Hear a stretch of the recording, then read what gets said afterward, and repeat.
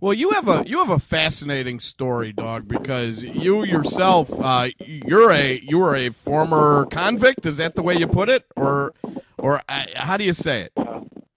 No, that's back then, yes. Yeah. So 35 years in Texas. I did 18 months ago. I did 18 months in Texas prison. So yes. And for our listeners, how did you go from that to bounty hunting? Give everyone the background on that, because that's obviously night and day.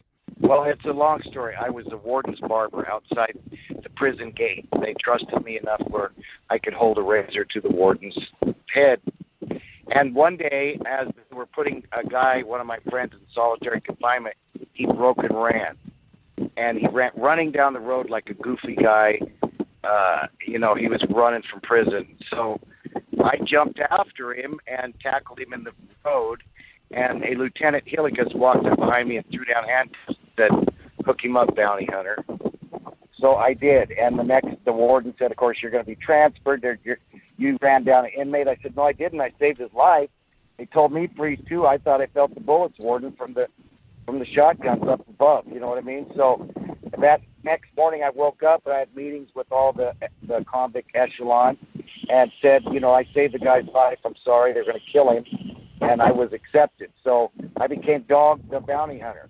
Wow. So I got out of prison and went, I used to watch the Sky King and the Lone Ranger and Wanted Dead or Alive. And I knew all those guys had been in trouble, but they went straight, did something, tried to pay back everybody for what they did, and it worked, and they got the pretty girls on the way, right? So I went into Yep. So I went into the post office in 1980. I went into the post office and took the top 10 and went after them and caught one right then, and then hooked up with the FBI, and they said, "Here's where you go. You can do this for bondsmen. You can't do this for us," right? And that's how it started.